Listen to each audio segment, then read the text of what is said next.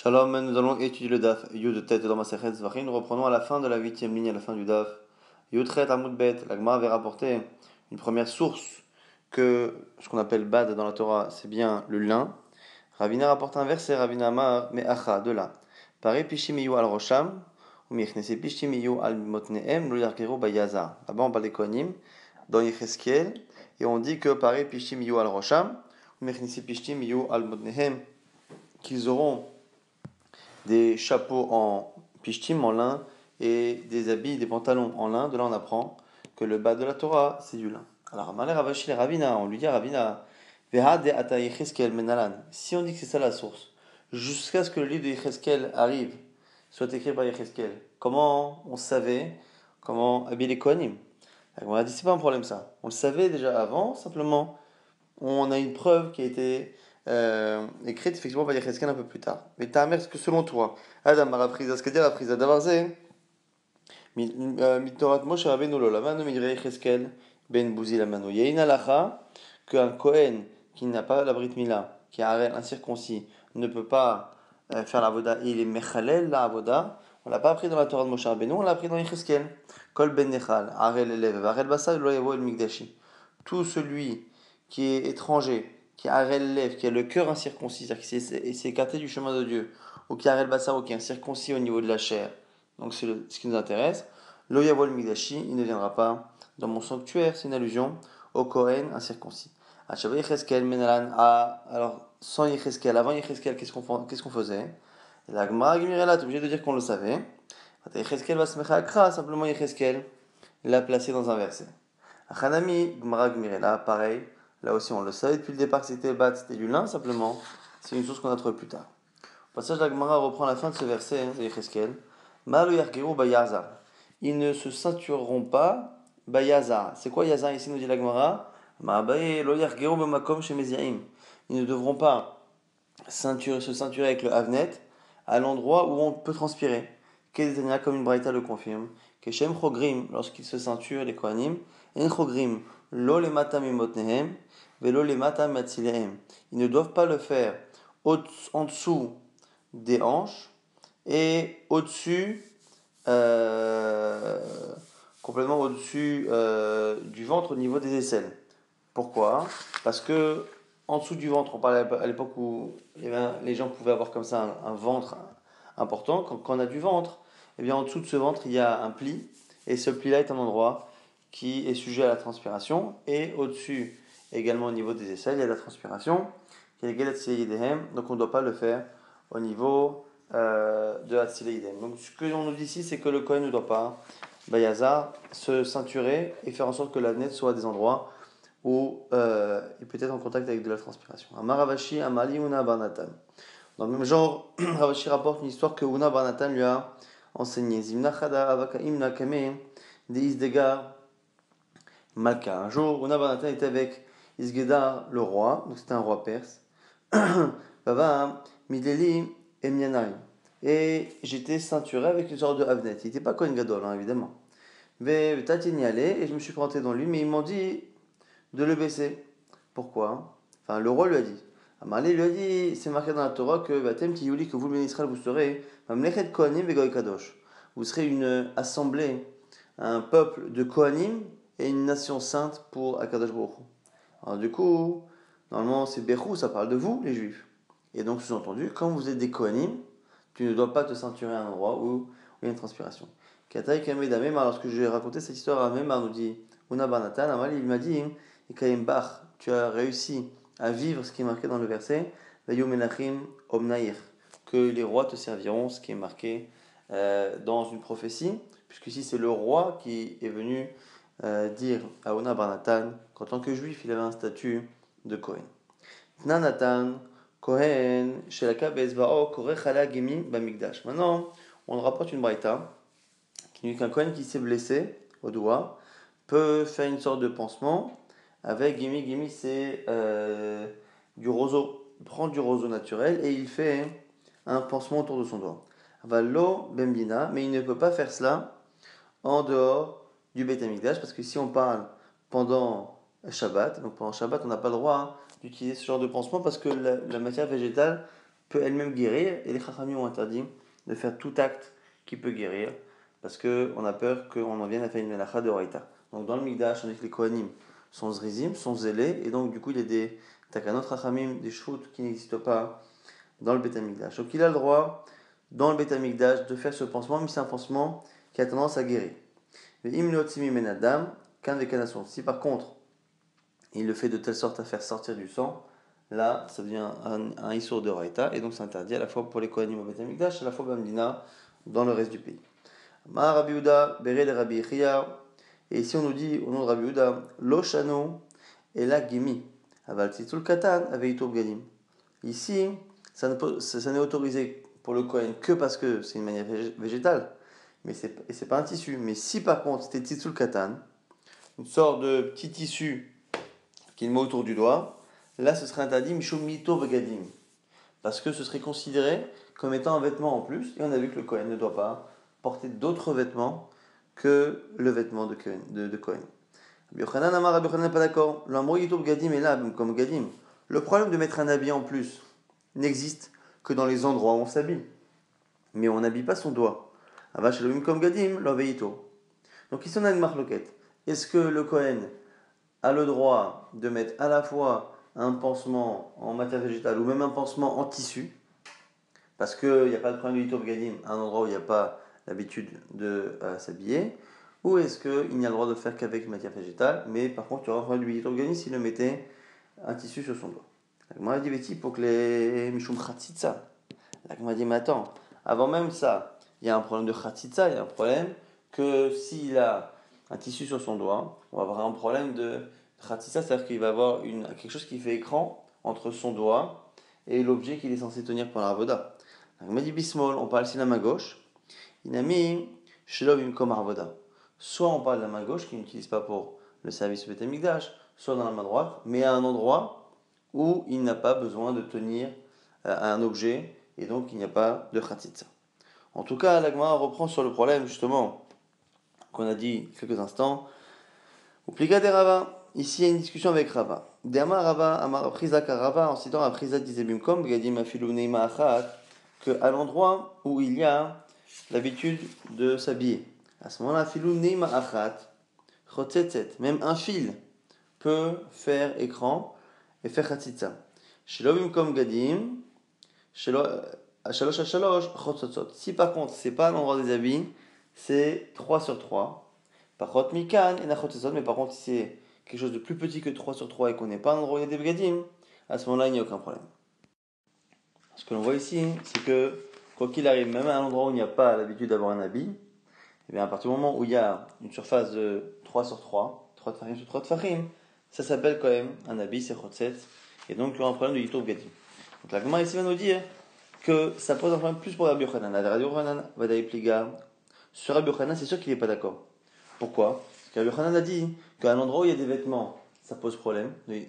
Mais à l'endroit où il n'y a pas de vêtements, il n'y a pas de problème. En disant qu'il n'y a pas de problème, on ne fait pas de distinction. Et donc a priori, c'est-à-dire qu'il n'y aura jamais de problème de yitob gadim à l'endroit, sur le doigt ou sur la main, là où il n'y a pas de vêtements. Or, on voit ici qu'à partir de 3 sur 3, oui. Par contre, à des Rabbi Yehuda, Bere de Rabbi Yechia, Minima de Pliga, qui te dit qu'il est en désaccord avec le premier avis? Rabbi Yehuda, Bere de Rabbi Yechia. Premier avis qui avait dit quoi? Qui avait dit que le pansement qu'on met sur le doigt, il faut le faire en matière végétale et non pas en tissu, parce que si c'est en tissu, ça pose problème. Pourquoi? Parce qu'a priori, le tissu fait moins que 3 sur 3. Donc on pourrait dire que là aussi, il y a un désaccord.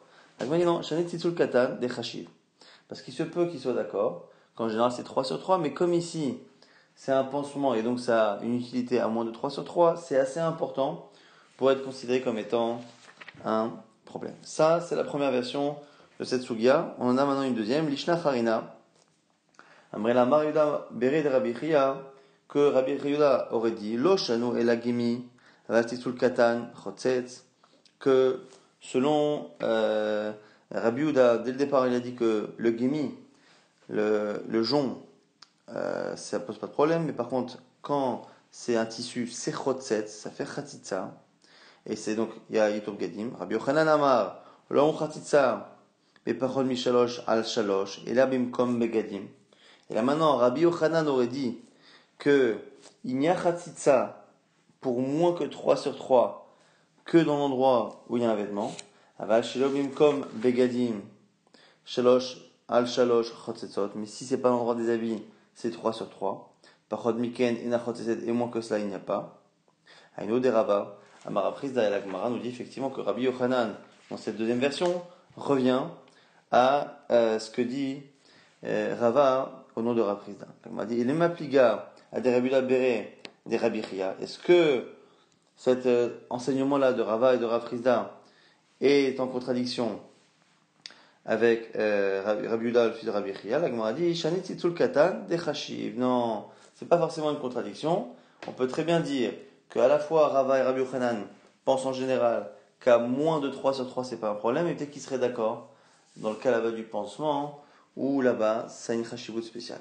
On va dire, le Rabbi Chia, Maï Agemi, la Shmainan, Tzitzul Katan. On nous dit maintenant, pour Rabbi Yochanan, pourquoi avoir enseigné le cas de Gemi? On aurait dû enseigner le cas de Tzitzul Katan, le cas du tissu. Puisque ici on estime qu'il n'y a que Rava et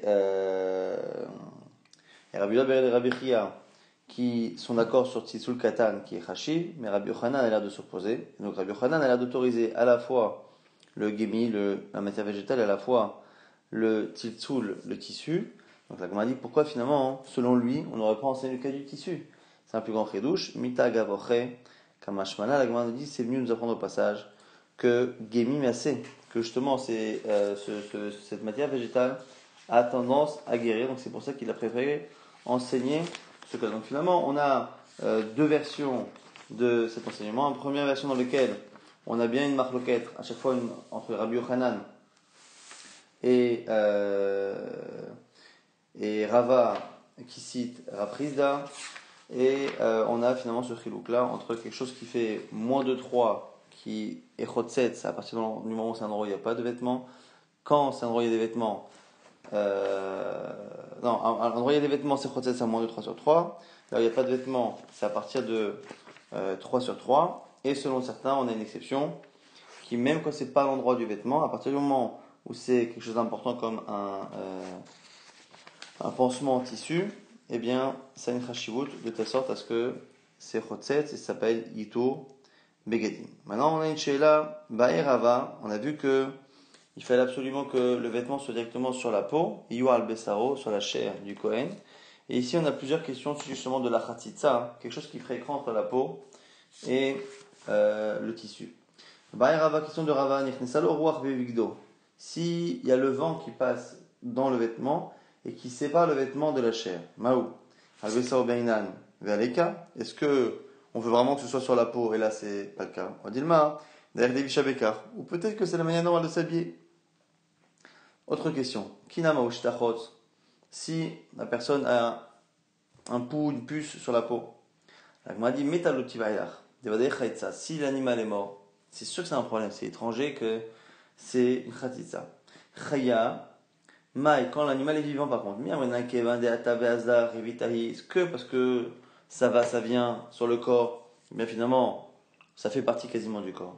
De l'eau chaytza, ça ne fait pas écran. On dit, ou peut-être que vendekapid, Allah, chaytza. Ou peut-être que parce que il ne veut pas qu'elle soit sur sa peau, ça fait chaytza. On va dire, afar ma'uji achotz. Maintenant, afar, de la poussière. Est-ce que ça fait chaytza? On va dire, afar vadei chaytz. C'est sûr que oui. On va dire, non. Et là, avak afar, la poussière très très fine. À ce moment-là, ma'ou. Et on ne répond pas. Maintenant, la Gemara a dit, beit hasheri, ma'ushi achotz. Beit hasheri, ma'ushi achotz. La Gemara pose la question, est-ce que, à l'endroit des bras, est-ce que le fait que le vêtement soit pas complètement moulant, ne soit pas complètement sur la peau, est-ce que ça pose un problème? Al-Besaro Bainal, Valeika, est-ce qu'il faut que ce soit sur la peau et c'est un problème? Odimader, Levishabekar, ou c'est la manière de s'habiller? Echnis, Yadoletor, Reko, Mahu. S'il rentre la main dans son vêtement. Là aussi, Goufo, Michayetz, Olo. Est-ce qu'une partie de son corps peut faire écran ou pas? La Gemara dit, Mea, Mahu, Shetachotz. La Gemara pose une question, Neima, un fil. Est-ce que ça peut faire? Khatitza. La Gemara dit, Neima, Vadaï, Khatitza. Mais un fil, évidemment, c'est extérieur. La Gemara dit, là, Nema, Midul, Delet.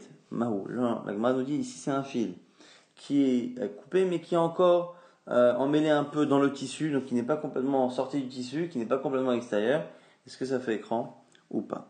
Septième question, Mahabaravashi, Yatsa Saharo Bevigdo. Celui qui a un cheveu qui serait tombé jusque dans son tissu, donc normalement les Kohanim sont censés avoir les cheveux courts, mais là c'est quelqu'un qui aurait fait la avoda avec les cheveux longs, même si Khamita la avoda n'est pas psoula. Est-ce que ici le cheveu fait écran et la avoda serait psoula midinze? Ma'usaro kegufo dame, olaf kegufo dame. Est-ce que le cheveu est considéré comme étant une partie de son corps ou pas? Là on parle vraiment de quelqu'un qui a les cheveux longs qui descendent jusqu'à son vêtement. Bahira Bizarre pose une question de tfilin. Est-ce que s'il porte les tfilin, c'est chotez? L'Agma nous explique, Aliba demande à Malaï l'azman tfilin hu le tivaïlar. Selon ceux qui disent qu'on n'a pas le droit de mettre les tfilin la nuit, la question ne se pose pas. Puisque la nuit on n'a pas le droit de les mettre, forcément c'est quelque chose d'extérieur et ça fait écran. Mais du coup, yom nami chaytse. La journée aussi, parce qu'on ne peut pas dire que ça fait partie du corps. Kitivaïlar, la question se pose. Les mandama laïla zman tfilin. C'est selon ceux qui disent qu'on a le droit de les mettre la nuit. Et à ce moment-là, on pourrait les garder tout le temps. Maï, mitzvah de gouffé chayetz. Est-ce que une mitzvah qui est posée sur lui, ça fait khatitsa, ça fait comme un autre vêtement? Olo chayetz. La Gemara nous dit, Galgal mita ou mata le kameh de Rabbi Ami. La question est arrivée jusqu'à Rabbi Ami. Amalé, et il a dit, Talmud aruch beyadenu. C'est une halakha que l'on sait depuis nos rabbanim, tfilin chotetzot, que les tfilin font écran. La Gemara objecte métivé, kohanim ba'avodatam, l'veim beduchanam, b'Israël le ma'amadam. On dit que les kohanim, quand ils font l'avoda, et les lévi'in, lorsque ils sont dans le duchan en train de chanter, et Israël, ma'amadam, les Israël, lorsque ils sont shaliach, représentants du peuple, pour être dans Hazara au moment du Korban Tamid. Ceux-là, pturim minatfilin, sont dispensés de la tfila et de mettre les tfilin. Maïlav imenichan enan chotzetzot. Le fait qu'on ait dit qu'ils sont pturim, qu'ils sont dispensés, ça donne l'impression qu'ils sont juste dispensés, mais qu'il n'y a pas de problème. C'est pas chotzet s'ils les mettent. La Gemara dit lo, imenichan chotzetzot. La Gemara dit non, c'est pas vrai. C'est pas vrai, tu peux très bien dire qu'ils sont pturim, et que non seulement ils sont pturim, mais le Kohen qui le met, c'est Khatitsa. Alors, m'a dit, mais Yachi, si c'est cela, pturim, pourquoi tu as dit pturim, qu'ils sont pas obligés de les mettre? Asurim, on aurait dû dire qu'ils n'ont pas le droit de mettre. Il m'a dit, oui, mais le problème, c'est que dans la même phrase, on parle des Kohanim, on parle des Lévi'im et d'Israël. Donc, pour les Kohanim, c'est vrai qu'on aurait dû dire Asurim. Mais pour Lévi et Israël, c'est pas le cas, ils font pas la avoda. Il m'a dit, Kevan des Lévi'im et Israël, puisque les autres, Lévi'im et Israël, des Lomatnoulé, Assour, on peut pas, sur lequel on peut pas dire que c'est Assour. Mishumachit anaptorim, c'est pour ça qu'on a enseigné qu'ils sont dispensés, non pas interdits, mais inachinamiques pour les Kohanim, il le serait. Elle m'a dit, pourtant il y a une braïta qui dit, minichan enan chotzetzot, que si un Kohen met les tfilin, il n'y a pas de chatzitza. Elle m'a dit, lokashia, hadi yad, hadi rosh. Elle m'a dit, c'est une distinction entre le tfilin du yad et le tfilin du rosh. Le tfilin de yad, ça pose un problème, et le tfilin de rosh, non. Le tfilin de yad fait chatzitza avec le vêtement, mais pas celui de la tête. Elle m'a dit, maïshna de yad. Quelle différence?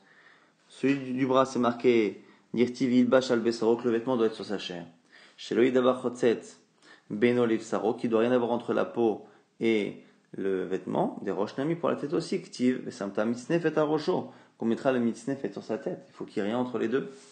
On m'a dit Tana, c'est Aro Ayanir E, Benatis le Mitznefet. Il y a une braïta qui dit que les racines des cheveux, le cheveu du Kohen Gadol, étaient visibles entre le tzitz et le mitznefet.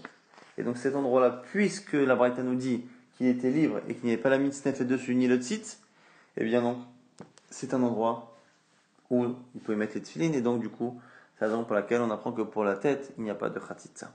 Sham maniar tfilin. Maintenant la Gemara pose une question sur Mechoussar Kippourim, celui qui n'a pas encore apporté son korban, d'où on sait que c'est un voda et psula.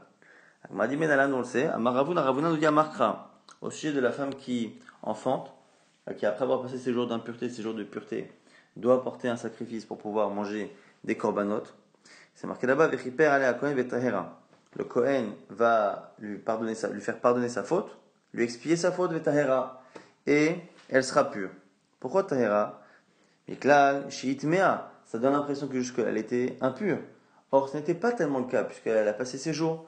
De là, on apprend que jusqu'à qu'il y ait la kapara, elle est considérée comme étant impure. Elle et tous ceux qui, comme elle, sont les chosarim kippourim, et donc un Kohen qui attendrait d'apporter son korban est considéré comme tamé. Et le tamé, ça avoda et psoula. Et donc ce sera pareil pour Mechoussa qui pourrit. Non, chez l'orachos, yadaim raglaim, d'où on sait que celui qui ne sait pas laver les mains et les pieds, ça avoda et psoula. Chouka chouka mi mechoussa bgadim. On l'apprend de celui qui n'a pas de vêtements, et c'est marqué chouka chouka.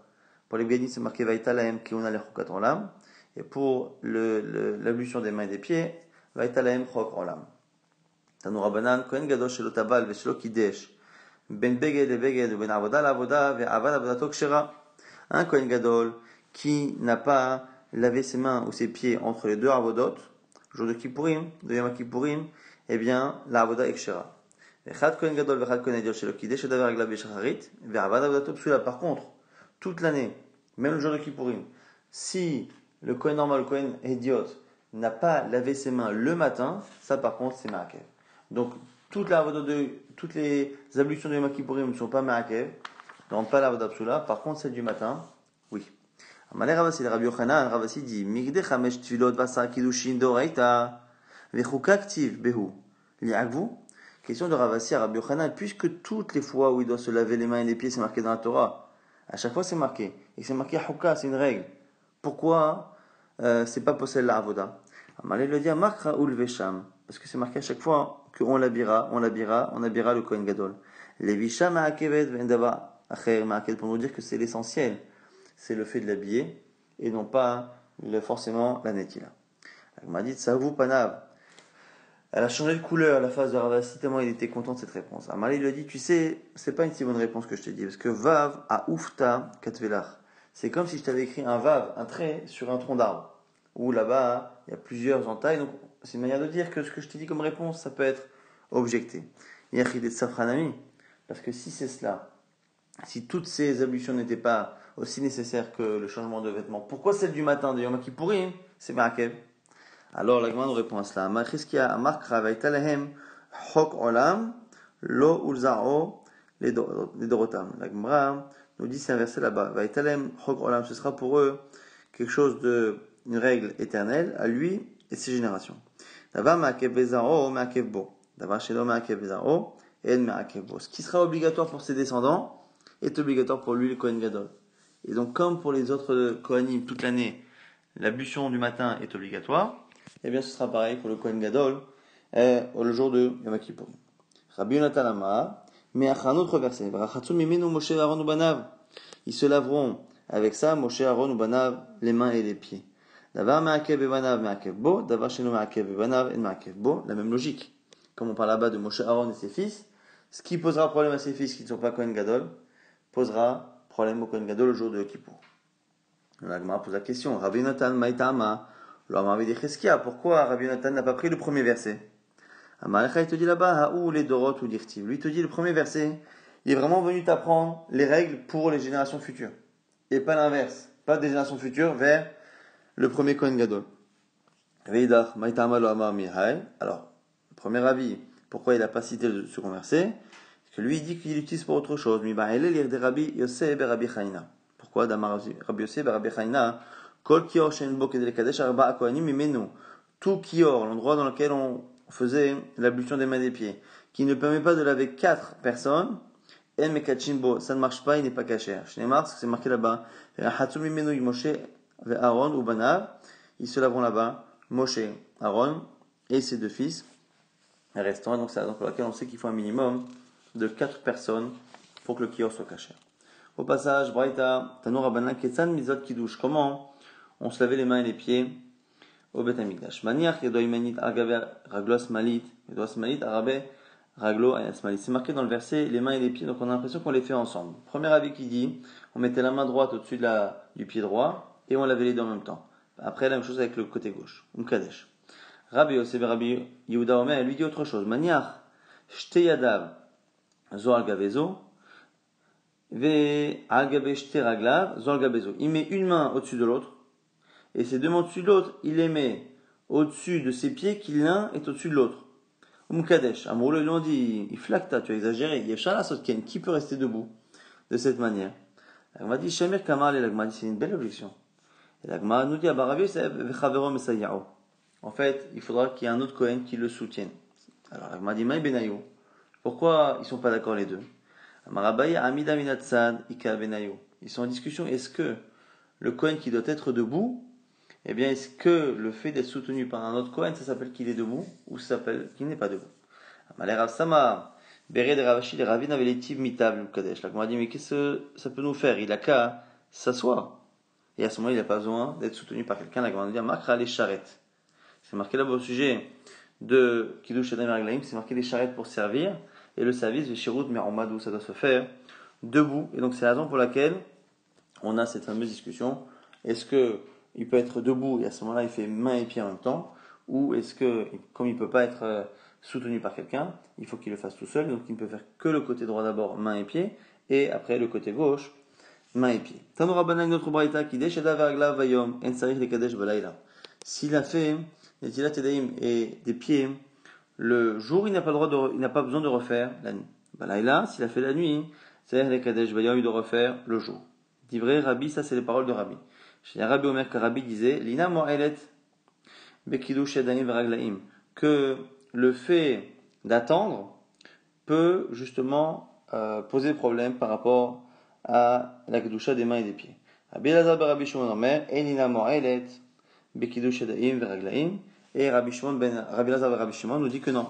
La lina justement c'est pas mo'elet. On a une autre braïta maintenant qui a l'air contradictoire. Tanya Idar. Il a celui qui est debout en train de servir au Beth Amikdash toute la nuit. Les aura le matin, il doit se laver les mains et les pieds. Divrei Rabbi, ça c'est Rabbi. Rabbi Elazar ben Rabbi Shimon Omer, Keivan shekidesh yadav ve'raglav mitchilat avoda, afilu mikan v'asar yamim enot sarich lekadesh. La Gemara nous dit que selon Rabbi Elazar ben Rabbi Shimon, s'il a commencé à faire Netilat Yadayim mais qui continue à faire l'Avoda, même pendant 10 jours, il n'y a aucun problème. Donc on a finalement, excusez-moi, une braïta qui a l'air de dire à peu près la même chose, dans des termes un peu différents. Et là, Gemara va nous expliquer quelle est la distinction, mais on laissera ça pour demain, parce que la Gemara, à partir de là, continuera à développer les avis de chacun.